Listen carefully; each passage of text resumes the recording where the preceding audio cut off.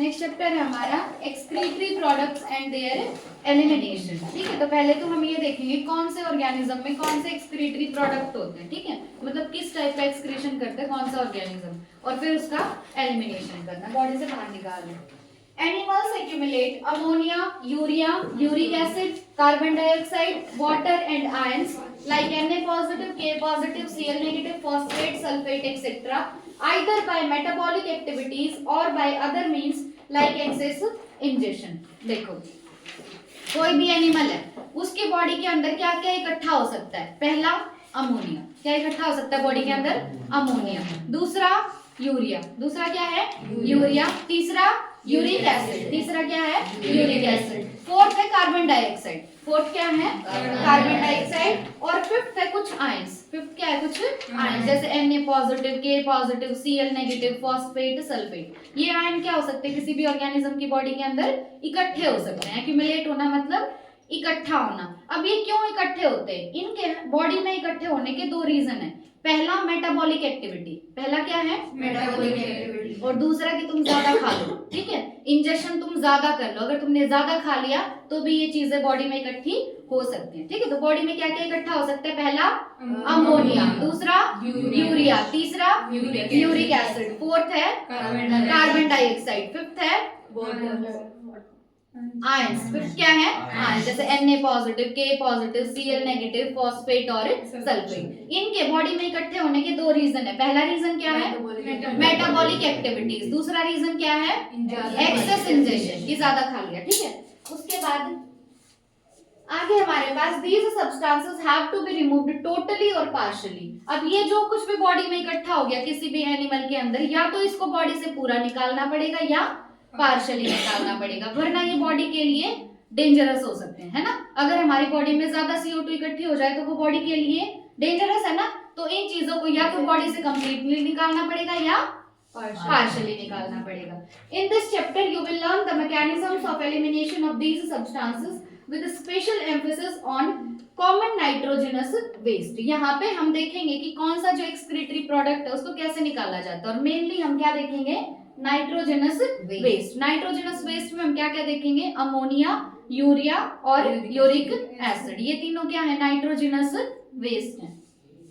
Ammonia, urea and uric acid are the major form of nitrogenous waste excreted by animals। Animals जो nitrogenous waste बाहर निकालते हैं उसमें तीन मेजर nitrogenous waste है। पहला है अमोनिया, दूसरा यूरिया, तीसरा है यूरिक एसिड। ठीक है, तो एनिमल्स जो नाइट्रोजनस वेस्ट बाहर निकालते हैं उसमें तीन मेजर कौन कौन से? पहला अमोनिया, दूसरा यूरिया, तीसरा यूरिक एसिड। ठीक है, अब ammonia is the most toxic form. अब ये जो बातें आएंगी ना ये बहुत ज्यादा इंपॉर्टेंट है। इन तीनों में से अमोनिया, यूरिया और यूरिक एसिड, इन तीनों में सबसे ज्यादा टॉक्सिक कौन है? अमोनिया। सबसे ज्यादा टॉक्सिक कौन है? अमोनिया। अब मैं तो भूल जाती थी कौन सा सबसे ज्यादा टॉक्सिक है, तो यूं याद रख लेना, अम्मा जो है ना, अम्मा सबसे ज्यादा टॉक्सिक है। ठीक है, सबसे ज्यादा टॉक्सिक कौन है? अम्मा। तो अम्मा से क्या याद रखेंगे? अमोनिया। सबसे ज्यादा टॉक्सिक कौन है? अमोनिया। अब तुम्हारे पास दो चीजें हैं, एक है सबसे ज्यादा टॉक्सिक बॉडी में और एक है कम टॉक्सिक। तो उसको बाहर निकालने के लिए ज्यादा पानी किस में लगेगा? ज्यादा टॉक्सिक में या कम टॉक्सिक में? ज्यादा टॉक्सिक में। तो तुम्हारे पास तीन चीजें हैं, अमोनिया, यूरिया और यूरिक एसिड। सबसे ज्यादा टॉक्सिक कौन है?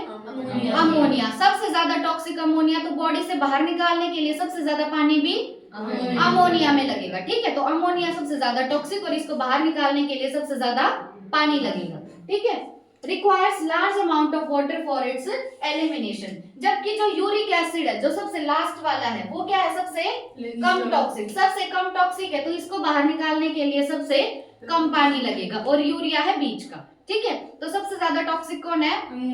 अमोनिया। सबसे कम टॉक्सिक कौन है? Uric acid. और बीच का कौन है? यूरिया। ठीक है, सबसे ज्यादा पानी किसको चाहिए निकलने के लिए? अमोनिया को। सबसे कम पानी किसको चाहिए? यूरिक एसिड को चाहिए। The process of excreting ammonia is ammonotelism. जब कोई भी ऑर्गेनिज्म अपनी बॉडी से अमोनिया बाहर निकालता है तो इस प्रोसेस को बोलते हैं अमोनोटेलिज्म। क्या बोलेंगे? अमोनोटेलिज्म बोलेंगे। ठीक है, मैनी बोनी फिशेस, एग्जाम्पल बहुत इंपॉर्टेंट है। Ammonotelic organism. अच्छा देखो, अमोनिया बाहर निकालने की प्रोसेस अमोनोटेलिज्म। और जो ऑर्गेनिज्म ऐसा कर रहे हैं वो अमोनोटेलिक। ऑर्गेनिज्म को क्या बोलेंगे? अमोनोटेलिक। और जो प्रोसेस वो कर रहा है वो अमोनोटेलिज्म। अब ऑर्गेनिज्म कौन कौन से अमोनोटेलिक? पहली है बहुत सारी बोनीफिशेस। बोनीफिशेस को हम क्या बोलते हैं? ऑस्टियोथाइसिस, है ना। तो बहुत सारी जो बोनीफिशेस हैं वो कैसी होंगी? अमोनोटेलिक होंगी, ठीक है। दूसरा है एक्वेटिक एम्फीबियंस। दूसरा क्या है? Aquatic amphibians. और तीसरा है एक्वेटिक इंसेक्ट। तीसरा क्या है? Aquatic insect. ये तीनों क्या होंगे? अमोनोटेलिक। अब इसको याद कैसे रखें? देखो हमने यूं देखा कि अमोनिया को रिमूव करने के लिए बहुत ज्यादा पानी चाहिए। और ये जो तीनों हमने एग्जाम्पल देखी है, पानी में रहते हैं, जमीन पे रहते हैं? पानी में। ये पानी में रहते हैं तो इनके लिए आसान है कि ये अपनी बॉडी से बाहर अमोनिया निकाल सकते हैं। ये अफोर्ड कर सकते हैं कि इनकी बॉडी में एक्सक्रीटरी वेस्ट अमोनिया, ठीक है। तो अमोनोटेलिक ऑर्गेनिज्म के एग्जांपल, पहला बहुत सारी बोनीफिशेस, दूसरा एक्वेटिक एम्फीबियंस और तीसरा एक्वेटिक इंसेक्ट, ठीक है। बहुत सारी बोनीफिशेस, एक्वेटिक एम्फीबियंस और aquatic insects are example of ammonotelic animals, ठीक है। Ammonia, as it is readily soluble, is generally excreted by diffusion across body surfaces or through gill surfaces in fish as ammonium ions. अब ammonia जो है वो बहुत जल्दी soluble हो जाता है। अमोनिया की सोल्यूबिलिटी क्या है? बहुत हाई है। अमोनिया बहुत जल्दी सोल्यूबल हो जाता है तो इसको एक्सक्रीट किया जाता है डिफ्यूजन से। कैसे एक्सक्रीट किया जाएगा? डिफ्यूजन से एक्सक्रीट किया जाएगा, या तो बॉडी सरफेस के थ्रू या गिल सरफेस के थ्रू, ठीक है। अमोनिया क्या है? बहुत रीडिली सोल्यूबल। रीडिली मतलब जल्दी जल्दी सोल्यूबल हो जाता है, ठीक है। अमोनिया बहुत जल्दी सोल्यूबल हो जाता है तो इसको निकाला जाएगा कौन सी प्रोसेस से? डिफ्यूजन से। कौन सी प्रोसेस से? डिफ्यूजन से। अब डिफ्यूजन या तो होगा बॉडी सरफेस के थ्रू या गिल सरफेस के थ्रू, ठीक है। गिल सरफेस के थ्रू किसमें होगा? फिशेस में। गिल सरफेस के थ्रू किसमें होगा? फिशेस में। और ये अमोनिया बाहर निकलता है अमोनियम आयंस की फॉर्म में। किसकी फॉर्म में? Ammonium ions. अमोनियम आयन का फॉर्मूला पता है किसी को? हाँ, क्या? NH3 positive. NH3 होता है अमोनिया और NH4 पॉजिटिव होता है अमोनियम आयन, ठीक है। NH4 पॉजिटिव क्या होगा? Ammonium ion. NH3 क्या होता है? अमोनिया। NH4 पॉजिटिव क्या होगा? Ammonium ion. तो इनके अंदर ये अमोनिया किस फॉर्म में बाहर निकलेगा? अमोनियम आयंस की फॉर्म में बाहर निकलेगा। Kidneys do not play any significant role in its removal. ये क्वेश्चन आया भी हुआ था कि अमोनिया के रिमूवल में किडनी कोई सिग्निफिकेंट रोल प्ले नहीं करती, ठीक है। किडनी का कोई इतना ज्यादा रोल अमोनिया के रिमूवल में नहीं है। उसके बाद आता है terrestrial adaptation necessitated the production of lesser toxic nitrogenous waste like urea and uric acid for conservation of water. अब बहुत सारे देखो, जो सबसे पहले लाइफ बनी थी ना, वो लाइफ बनी थी पानी के अंदर। उनमें पानी के अंदर लाइफ थी तो वो अमोनिया एक्सक्रीट करना अफोर्ड कर सकते थे, क्योंकि अमोनिया को एक्सक्रीट करने के लिए पानी बहुत ज्यादा चाहिए। लेकिन जो टेरेस्ट्रियल फॉर्म है, जो धरती पे रहती हैं, क्या वो अमोनिया निकालना अफोर्ड कर सकती हैं? नहीं कर सकती ना, क्योंकि उनके पास इतना पानी नहीं है। तो इसीलिए जरूरत पड़ी यूरिया और यूरिक एसिड की, ठीक है। तो यूरिया और यूरिक एसिड रोल में क्यों आए? क्योंकि जो टेरेस्ट्रियल फॉर्म है वो अमोनिया को एक्सक्रीट करना अफोर्ड नहीं कर सकते, है ना। इसीलिए क्या आया रोल में? यूरिया और यूरिक एसिड, ताकि हम पानी को बचा सके फॉर कंजर्वेशन ऑफ वाटर। अब आते हैं यूरियोटेलिक एनिमल्स। जो ऑर्गेनिज्म अपनी बॉडी से यूरिया बाहर निकालते हैं उनको बोलेंगे यूरियोटेलिक। क्या बोलेंगे? Ureotelic animals. यूरियोटेलिक एनिमल्स के एग्जांपल हैं, देखो वहां पे कौन से एम्फीबियन थे? Aquatic amphibian. यूरियोटेलिक में आएंगे टेरेस्ट्रियल एम्फीबियन। यहाँ पे कौन आएंगे? Terrestrial amphibian. और आ जाएंगे मैमल्स, है ना। और कौन आएंगे? मैमल्स आएंगे, क्योंकि मैमल्स के पास इतना पानी तो है नहीं, तो किसको एक्सक्रीट करेंगे? यूरिया को, ठीक है। तो मैमल्स, बहुत सारे टेरेस्ट्रियल एम्फीबियंस। वहां पे कौन सी फिशेस थी? फिशेस। यहाँ पे कौन सी आएंगी? Marine fishes. कौन सी फिशेस आएंगी? Marine fishes. ये तीनों जो है ये है यूरियोटेलिक एनिमल्स। ये तीनों क्या है?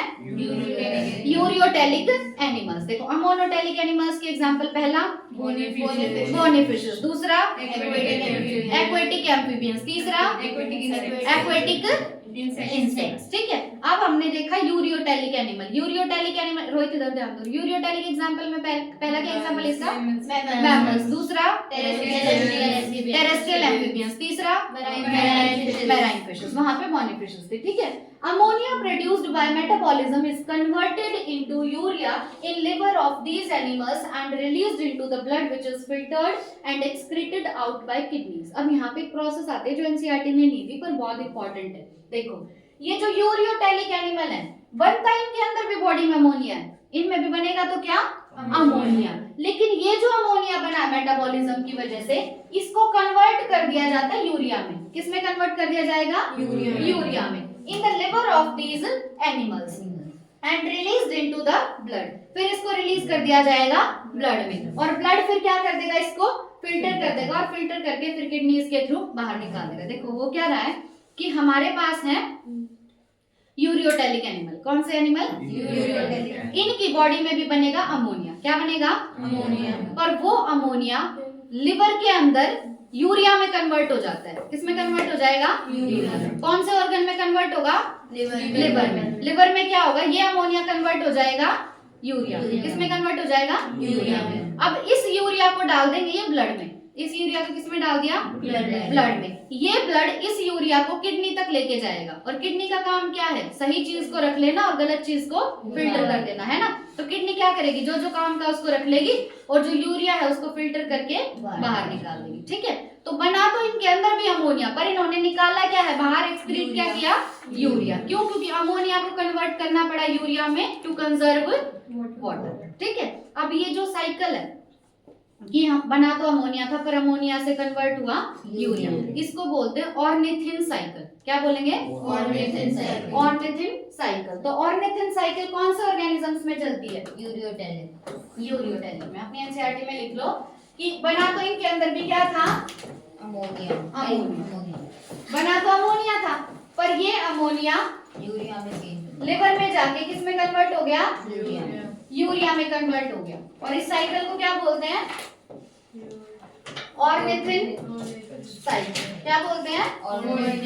Ornithine cycle. ठीक है, और फिर ये यूरिया यहां से किसमें जाएगा? ब्लड में। ये यूरिया कहाँ जाएगा? ब्लड में। ब्लड इस यूरिया को कहाँ लेके जाएगा?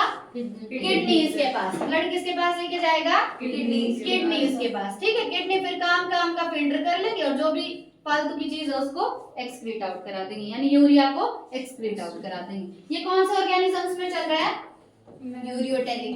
यूरियोटेलिक में। यूरियोटेलिक के एग्जांपल? मैमल्स। पहला था मैमल्स। दूसरा एक्वेटिक टेरेस्ट्रियल एम्फीबियन। दूसरा क्या है? Terrestrial amphibian. और तीसरा तीसरा क्या है? Marine fishes. ठीक है, किसके एग्जांपल है ये? यूरियोटेलिक।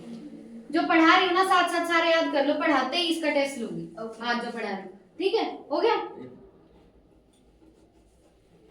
ये तो लिखेंगे हम बाद में, ये मत लिखना अभी।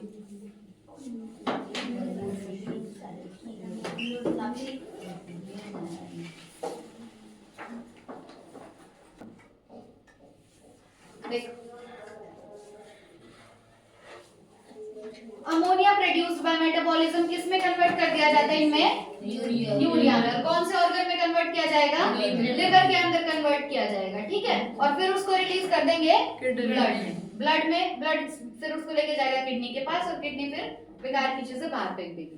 Some amount of urea may be retained in the kidney matrix of some of these animals to maintain a desired osmolarity। पहले तो तुम्हें osmolarity का मतलब पता होना चाहिए। osmolarity क्या है? जैसे मान लो हमारी बॉडी में फ्लूइड है। क्या है हमारी बॉडी में? फ्लूइड। और हमारी बॉडी में आयंस भी हैं, है ना?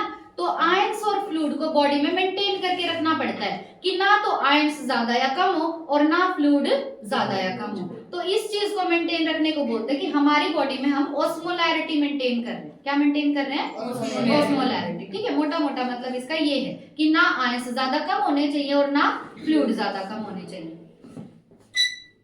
ये मैं कहा थी जब हमने शुरुआत की ना चैप्टर की तभी देखा था कि जो ये एक्सक्रीटरी वेस्ट है इनको हम रिमूव करेंगे या तो कंप्लीटली या पार्शियली। अब जो यूरिया है ना उसकी थोड़ी सी अमाउंट किडनी में ही रख ली जाती है, किडनी के मैट्रिक्स में। ठीक है, किडनी का मैट्रिक्स मतलब किडनी के अंदर का जो भी पार्ट है उसको क्या बोलेंगे, किडनी मैट्रिक्स। तो थोड़ी सी अमाउंट में यूरिया किडनी के मैट्रिक्स में ही रख लिया जाता है। क्यों रख लिया जाता है? ताकि ऑस्मोलैरिटी मेंटेन रहे, ऑस्मोलैरिटी बनी रहे। ठीक है, तो यूरियोटेलिक ऑर्गेनिजम्स में क्या होगा, सारा यूरिया बाहर नहीं निकलता, थोड़ा सा यूरिया रख लेंगे। कहाँ पे रखेंगे? किडनी के मैट्रिक्स में रखेंगे। क्यों रखेंगे? ताकि ऑस्मोलैरिटी बॉडी की मेंटेन रहे। ठीक है, अब आते हैं यूरिकोटेलिक एनिमल। यूरिकोटेलिक एनिमल क्यों बने यूरिकोटेलिक? क्योंकि उनके पास पानी सबसे कम है। पानी सबसे कम है तो वो ऐसी चीज एक्सक्रीट करेंगे जिसको निकालने के लिए पानी सबसे कम चाहिए। तो यूरिकोटेलिक एनिमल्स अपनी बॉडी से बाहर क्या निकालेंगे? Uric acid. क्या निकालेंगे? यूरिक एसिड निकालेंगे। ठीक है, अब यूरिकोटेलिक एग्जाम्पल इसको मैं तो याद रखती थी लैंड ऑफ आरबीआई से। किससे? Land of RBI. आरबीआई सुना है कभी? रिजर्व बैंक ऑफ इंडिया सुना है? तो इसको नहीं सुना? लैंड ऑफ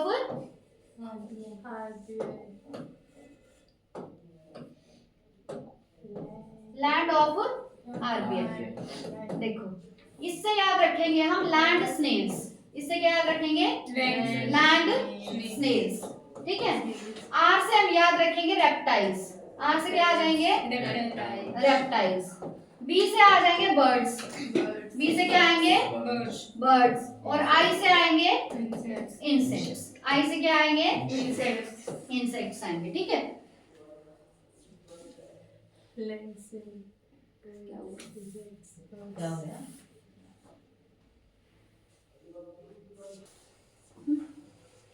यूरिकोटेलिक के एग्जाम्पल कैसे याद रखेंगे? Land of RBI. लैंड से क्या होगा? Land snails. ठीक है, आर से रेप्टाइल्स, बी से बर्ड्स और आई से इंसेक्ट्स। ठीक है, इनके अंदर नाइट्रोजनस वेस्ट क्या है? Uric acid. इनमें नाइट्रोजनस वेस्ट क्या है? Uric acid. हमारे अंदर नाइट्रोजनस वेस्ट क्या है? यूरिया। ठीक है, अब इनके अंदर जो ये यूरिक एसिड निकलता है किस फॉर्म में निकलेगा? पैलेट या पेस्ट की फॉर्म में। किस फॉर्म में? पैलेट या पेस्ट की फॉर्म में निकलेगा। ठीक है भाई, हो गया याद सारा? करें रिवाइज एक बार? यस। याद है सबको? Yes madam. Yes madam. चलो बताओ, सबसे शुरू में हमने पढ़ा था नाइट्रोजनस वेस्ट कौन, एक्सक्रीटरी वेस्ट कौन कौन से होते हैं? पहले क्या पढ़ा हमने? एक्सक्रीटरी वेस्ट कौन कौन से होते हैं? हाँ, एक्सक्रीटरी वेस्ट में पहला क्या देखा हमने? अमोनिया। पहला क्या था? अमोनिया। दूसरा बोलते जाओ, लिखते जाओ, रफ कॉपी में लिखो साथ साथ। दूसरा यूरिया। तीसरा यूरिक एसिड। अब इन तीनों में नाइट्रोजन प्रेजेंट है, इसीलिए इनको हम बोलते हैं नाइट्रोजनस बेस। ठीक है, अब फोर्थ क्या था? Carbon dioxide. Very good. Fourth क्या है? Carbon dioxide. फिफ्थ क्या है? आयन। कौन कौन से आयंस दिए एनसीईआरटी में? Cl नेगेटिव, सल्फेट और फॉस्फेट। और भी बहुत सारे हो सकते हैं पर इतने मेंशन किए इन्होंने। लास्ट क्या है? फॉस्फेट। ठीक है, यस मैम। अब ये जो सारे वेस्ट हैं इनको या तो बॉडी से कंप्लीटली निकालो या बॉडी से पार्शियली निकालो। ठीक है, उसके बाद इस चैप्टर में हम सिर्फ कौन से पढ़ रहे हैं? 3 पढ़ रहे हैं। नाइट्रोजनस वेस्ट पढ़ रहे हैं ना, अमोनिया, यूरिया और यूरिक एसिड। अब हम देखेंगे किसको निकालने के लिए कितना पानी चाहिए। हमारे पास है अमोनिया, हमारे पास है यूरिया और लास्ट है यूरिक एसिड। सबसे ज्यादा पानी किसको चाहिए? अमोनिया को। क्यों? क्योंकि अम्मा इज मोस्ट टॉक्सिक है ना, सबसे ज्यादा टॉक्सिक कौन है? अमोनिया। और सबसे कम टॉक्सिक कौन है? Uric acid. तो इसको निकालने के लिए पानी सबसे कम चाहिए। ठीक है, लेकिन अगर टॉक्सिसिटी के बेसिस पे देखें तो भी क्या है? अमोनिया सबसे ज्यादा टॉक्सिक, फिर यूरिया और फिर यूरिक एसिड। ठीक है, उसके बाद जो ऑर्गेनिजम्स अपनी बॉडी से अमोनिया बाहर निकालते हैं उन ऑर्गेनिजम्स को क्या बोलेंगे? अमोनोटेलिक ऑर्गेनिजम्स, और प्रोसेस को बोलेंगे अमोनोटेलिज्म। प्रोसेस क्या होगी? अमोनोटेलिज्म। अमोनोटेलिक ऑर्गेनिजम्स के बाद आएंगे यूरियोटेलिक ऑर्गेनिज्म, और यूरियोटेलिक के बाद आएंगे यूरिकोटेलिक ऑर्गेनिज्म। अब अमोनोटेलिक वाले जो है ये बाहर क्या निकालेंगे बॉडी से? वाटर। अच्छा नहीं, बॉडी से बाहर ये क्या निकालेंगे? अमोनिया निकालेंगे, जिसके लिए वाटर बहुत ज्यादा चाहिए। वाटर बहुत ज्यादा चाहिए तो एग्जांपल्स, पहला एग्जांपल बहुत सारे many bony fishes, many bony fishes. उसके बाद सेकंड क्या होगा? Aquatic amphibians. थर्ड क्या होगा? एक्वेटिक इंसेक्ट्स होंगे। ठीक है, उसके बाद हमने देखा था कि जो अमोनोटेलिक ऑर्गेनिजम्स है उनमें अमोनिया बाहर निकलेगा by the process of diffusion. कौन से प्रोसेस से निकलेगा? डिफ्यूजन से निकलेगा, और ये डिफ्यूजन या तो होगा बॉडी सरफेस से या होगा गिल गिल सरफेस के थ्रू, और गिल सरफेस के थ्रू किस में होगा? फिशेस में। गिल सरफेस के थ्रू किस में होगा? फिशेस में। अब इनमें अमोनिया बाहर निकलेगा in the form of very good, in the form of ammonia mines, यानी NH4 पॉजिटिव की फॉर्म में अमोनिया बाहर निकलेगा। ये तो कौन से हो गए ऑर्गेनिज्म? अमोनोटेलिक। क्या अमोनिया के रिमूवल में किडनी का कोई रोल है? नहीं। किडनी कोई सिग्निफिकेंट रोल अमोनिया के रिमूवल में प्ले नहीं करती। ठीक है, अमोनोटेलिक के बाद क्या आ जाएंगे? यूरियोटेलिक आ जाएंगे। अब यूरियोटेलिक ऑर्गेनिज्म अपनी बॉडी से बाहर क्या निकालेंगे? यूरिया। क्या निकालेंगे अपनी बॉडी से बाहर? यूरिया। लेकिन बनता इनकी बॉडी में भी अमोनिया है, बनता इनकी बॉडी में भी अमोनिया, लेकिन वो लिवर में जाके ब्लड में जाके फिर किडनी लिवर में जाके किस में कन्वर्ट हो जाएगा? यूरिया में। लिवर में जाके यूरिया यूरिया में कन्वर्ट हो जाएगा। यूरिया फिर ये डाल देंगे किसमें? ब्लड में। ब्लड इस यूरिया को लेके जाएगा किडनी के पास। ठीक है, और किडनी क्या करती है? सारा यूरिया बाहर निकाल देती है? नहीं, कुछ अपने पास रख लेती है टू मेंटेन डिजायर्ड ऑस्मोलैरिटी। ठीक है, अब यूरिकोटेलिक के एग्जांपल क्या क्या हैं? टेरेस्ट्रियल एम्फीबियंस, दूसरा मैमल्स यानी हम हो गए, और तीसरा मैराइन फिशेस। ठीक है, अब नेक्स्ट कौन से हैं? यूरिकोटेलिक अपनी बॉडी से बाहर क्या निकालेंगे? यूरिक एसिड निकालेंगे अपनी बॉडी से बाहर। ठीक है, एग्जांपल क्या है इसके? Land of RBI। ठीक है, लैंड से क्या होगा? Land snails. R से रेप्टाइल्स, B से I से इंसेक्ट। जो ये यूरिक एसिड बाहर निकालते हैं वो किस फॉर्म में निकालते हैं? पेस्ट की फॉर्म में या पहले क्या? पेस्ट की फॉर्म में। पेस्ट की फॉर्म में। कर दो पोजिंग।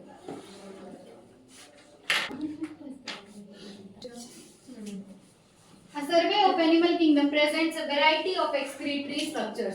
जब हमने एनिमल किंगडम का सर्वे किया, मतलब एनिमल किंगडम देखा, एनिमल किंगडम में क्या हमारे पास कॉर्डेट भी है और नॉन कॉर्डेट भी है। जब उसमें हमने देखा ना हर एक एनिमल को, तो हमें बहुत सारे एक्सक्रीटरी स्ट्रक्चर्स का पता चला कि इसमें ये एक्सक्रीटरी स्ट्रक्चर है, इसमें ये अलग अलग टाइप के एक्सक्रीटरी स्ट्रक्चर्स का पता चला। In most of the invertebrates, these structures are simple tubular forms, whereas vertebrates have complex tubular organs called kidneys. अगर हम invertebrates की बात करें तो उनके अंदर excretory structures हैं, simple tube।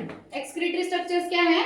simple tube हैं। ठीक है, जबकि vertebrates की अगर बात करें तो उनके अंदर complex tubular organ है, और उन organs का नाम क्या है? किडनी। उन organs का नाम क्या है? किडनी। ठीक है, तो जब हमने एनिमल किंगडम देखा, एनिमल किंगडम में हमारे पास क्या है? इनवर्टिब्रेट भी है और वर्टिब्रेट भी है। इनवर्टिब्रेट में जो एक्सक्रीटरी स्ट्रक्चर है वो है सिंपल ट्यूबुलर। उनमें एक्सक्रीटरी स्ट्रक्चर कैसे हैं? Simple tubular. जबकि वर्टिब्रेट्स में जो एक्सक्रीटरी स्ट्रक्चर है वो है किडनी, और किडनी क्या होते हैं? Complex tubular organ. किडनी क्या है? Complex tubular organ. ठीक है, some of these structures are mentioned here. पहला है प्रोटोनेफ्रीडिया, और प्रोटोनेफ्रीडिया को हम बोलते हैं फ्लेम सेल्स। एक और नाम क्या है इसका? Flame cells. ये हमें मिलते हैं प्लेटी एलिमेंट्स में। में पढ़ा था ना प्लेटी एलिमेंट्स में फ्लेम सेल्स। तो प्लेटी एलिमेंट्स के अंदर एक्सक्रीटरी स्ट्रक्चर क्या है? Flame cells. और फ्लेम सेल्स का एक और नाम क्या है? प्रोटोनेफ्रिडिया। ठीक है, अब ये एग्जांपल दे दिया इन्होंने, किसके अंदर मिलेंगे? प्लेटफॉर्म, क्योंकि प्लेटी एलिमेंट्स को और हम क्या बोलते हैं? प्लेटफॉर्म बोलते हैं। और उसमें भी एग्जांपल क्या दे दिया इन्होंने? प्लेनेरिया। क्या दे दिया एग्जांपल? प्लेनेरिया। तो पहला जो हमने एक्सक्रीटरी स्ट्रक्चर पढ़ा है वो है फ्लेम सेल्स या प्रोटोनेफ्रिडिया, जो प्रेजेंट होगा प्लेटी एलिमेंट्स में। प्लेटी एलिमेंट्स का एक और नाम है प्लैटफॉर्म्स। ठीक है, एग्जांपल क्या दे दिया इन्होंने? प्लेनेरिया। ठीक है, उसके बाद है और किसके अंदर होंगे ये प्रोटोनेफ्रिडिया या फ्लेम सेल्स? रोटिफर्स के अंदर। किसके अंदर? रोटिफर्स के अंदर। दूसरा कुछ एनालिड्स के अंदर। दूसरा किसमें होंगे? कुछ एनालिड्स में होंगे। ठीक है, तीसरा है सेफेलोकॉर्डेट एम्फिओक्सिस। हाँ, तीसरा लास्ट एग्जांपल क्या है? सेफेलोकॉर्डेट। और सेफेलोकॉर्डेट का एग्जांपल क्या है? एम्फिओक्सिस। एम्फिओक्सिस को क्या बोलते हैं?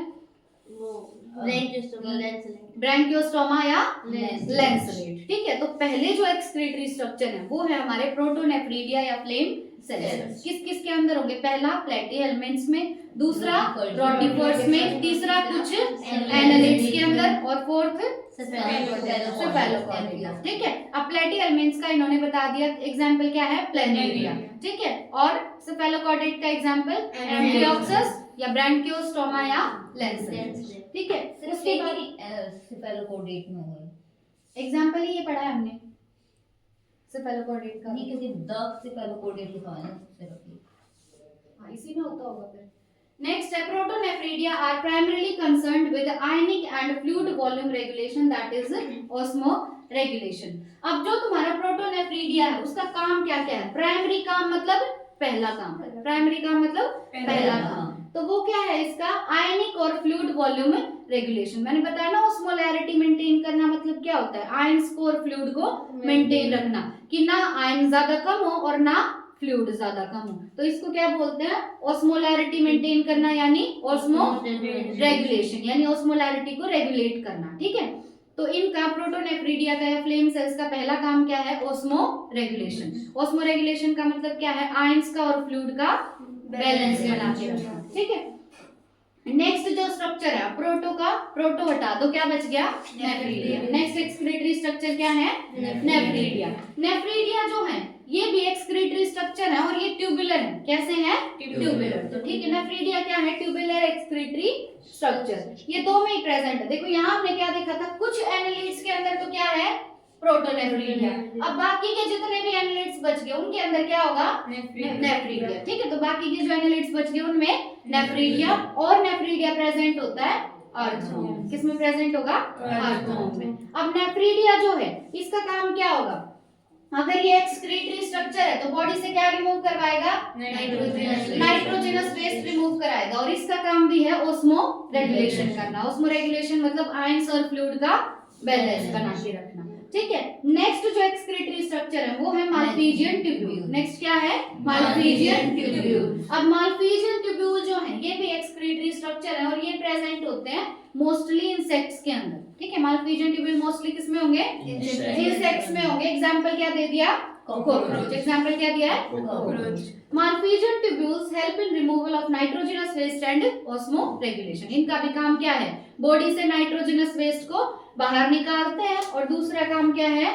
Osmo regulation. दूसरा काम क्या है? Osmo regulation. ठीक है, नेक्स्ट आते हैं एंटीनल ग्लैंड। एंटीनल ग्लैंड का एक और नाम है ग्रीन ग्लैंड। एंटीनल ग्लैंड का एक और नाम क्या है? Green gland. Green gland. अब ये मिलते हैं हमें क्रस्टेशियंस के अंदर। ये किसमें मिलेंगे? क्रस्टेशियंस के अंदर मिलेंगे। और एग्जांपल क्या दे दिया? प्रॉन। एग्जांपल क्या दे दिया? प्रॉन। ठीक है, अपनी कॉपी निकाल लो, लिखते हैं। एक्सक्रीटरी स्ट्रक्चर कितने टाइप के पढ़े हमने? पहला था प्रोटोनेफ्रिडिया।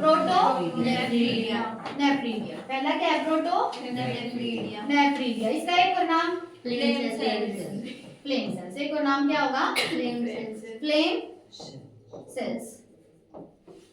दूसरे कौन से देखे हमने? नेफ्रिडिया। दूसरे क्या है? नेफ्रिडिया। तीसरे क्या होंगे? तीसरे क्या है? माल्पीजियन ट्यूब्यूल्स। इससे पहले किडनी के बारे में किडनी कॉम्प्लेक्स है। नेक्स्ट क्या होंगे? मालफिजियन ट्यूब्यूल्स के बाद ग्रीन ग्लैंड, एंटीनल ग्लैंड,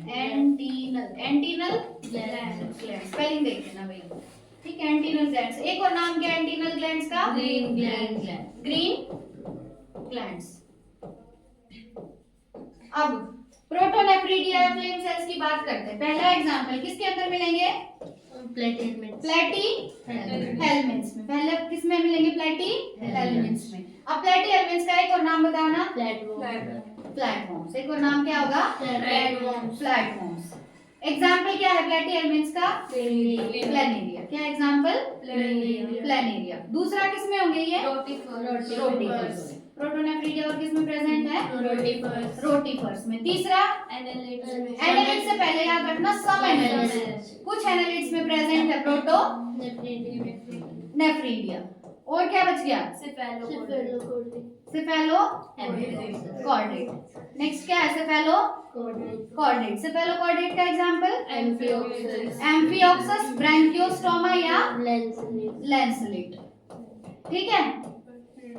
उसके बाद कौन सा एक्सक्रीटरी स्ट्रक्चर आता है? नेफ्रीडिया। नेक्स्ट क्या है? नेफ्रीडिया। अब नेफ्रीडिया जो है ये किस में मिलेगा? कुछ एनालिड्स में प्रोटोनेफ्रिडिया है, तो बाकी के जो एनालिड्स बच गए उसमें नेफ्रीडिया। ठीक है। अदर एनालिड्स में क्या होगा? नेफ्रीडिया होगा। और एक और बताया था अदर एनालिड्स में और अर्थवॉर्म में। और किस में होगा? अर्थवॉर्म में। अर्थवॉर्म में भी क्या होता है? नेफ्रीडिया। अगर हम बात करें प्रोटोनेफ्रिडिया की, तो प्रोटोनेफ्रिडिया का प्राइमरी काम क्या है? ऑस्मो रेगुलेशन, यानी आयनिक और फ्लूइड वॉल्यूम को है ना बैलेंस रखना, उसको मेंटेन करना। तो इसका प्राइमरी काम है ऑस्मो रेगुलेशन। अगर हम नेफ्रीडिया की बात करें तो नेफ्रीडिया के दो काम हैं। एक तो नाइट्रोजनस वेस्ट को बॉडी से बाहर निकालेगा और दूसरा ऑस्मो रेगुलेशन करेगा। ठीक है। तो नेफ्रीडिया का काम क्या है? एक तो नाइट्रोजनस वेस्ट को बाहर निकालना और दूसरा ऑस्मो रेगुलेशन कराना। नेफ्रीडिया का इतना ही था ना। नेफ्रीडिया के बाद क्या है? Malpighian tubules. मालफिजियन ट्यूब्यूल्स हमें मिलेंगे आर्थ्रोपोडा में, और आर्थ्रोपोडा के अंदर भी इंसेक्ट्स में। किसमें?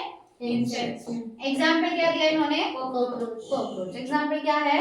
कॉकरोच। इसका भी काम क्या है? मालफिजियन ट्यूब्यूल का भी नाइट्रोजनस वेस्ट भी बाहर निकालना और ऑस्मो रेगुलेशन करना। उसके बाद आते हैं एंटीनल ग्लैंड या ग्रीन ग्लैंड। एंटीनल ग्लैंड या ग्रीन ग्लैंड किस में प्रेजेंट होंगे? क्रस्टेशियंस में। किस में होंगे? क्रस्टेशियंस में। क्रस्टेशियंस में किसका एग्जांपल लिया? प्रॉन्स। ठीक है भाई।